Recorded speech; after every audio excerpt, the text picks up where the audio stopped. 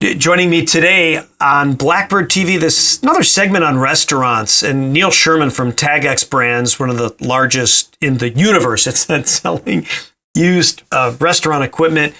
And Neal, I'd like to talk today about the old days and before the pandemic and what happened, and when there was a restaurant closure, and what's different now, and how we might help our bank friends get through the problems that we're seeing in our marketplace relative to restaurant closures and equipment values and those things.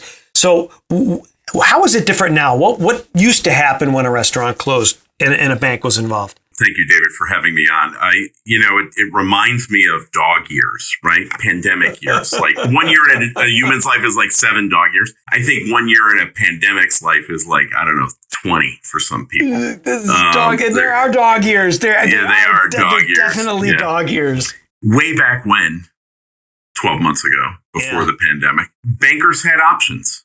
They had options. They could collaborate with somebody and hope that the economy or the operations would turn around. They could find another operator to take over in conjunction with the landlord, or they themselves were the driver of the decision. And the one thing that's different is there was a line out the door of people, David, that wanted to take over restaurant space.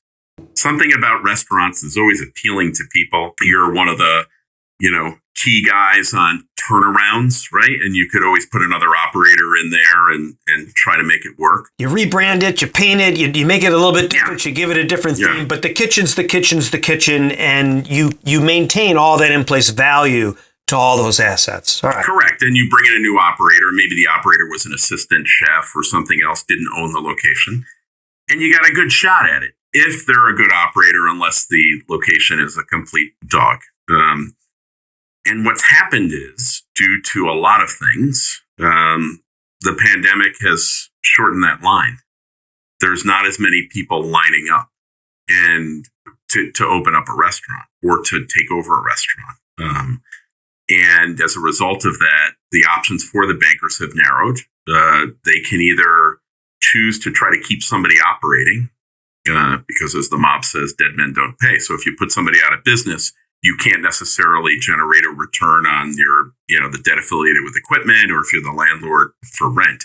And so what's happening now is that they're more thoughtful, gingerly maybe stepping on toes along the way to try to keep somebody operating in there.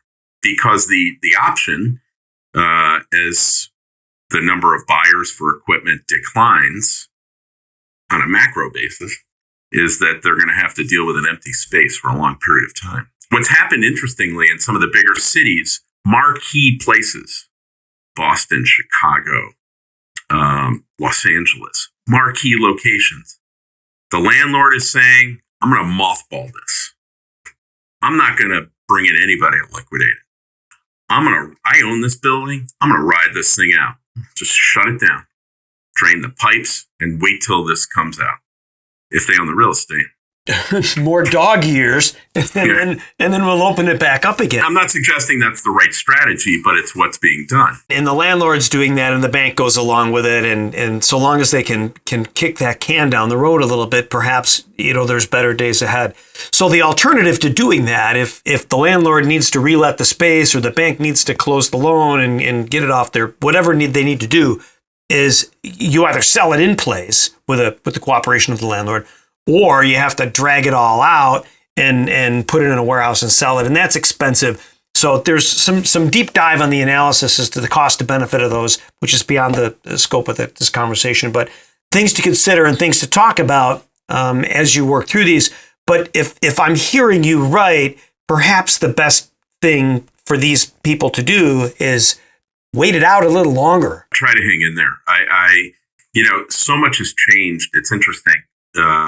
People were, trying to speculate as to when the restaurants will open back up. When will the occupancy go from 0 to 25 to 50 to 75 to 100? I think people's, tastes have changed. I think their habits have changed.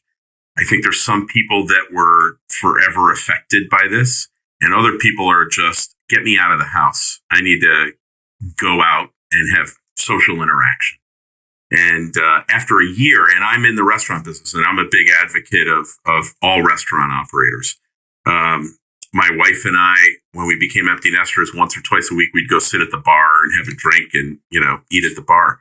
It was the first time we did it in a year because they had shut down these bars. So I think that, I think the world will come around. I think the vaccines are helpful, but I wouldn't move too quickly. Wouldn't move too quickly if I'm the operator to close. I wouldn't move too quickly to put the hammer down if I'm the bank or the landlord. Sage advice from a warhorse who knows more than most. Neal, thanks for sharing all your information and all your knowledge today. It's great to have you. Thanks, David. Appreciate it.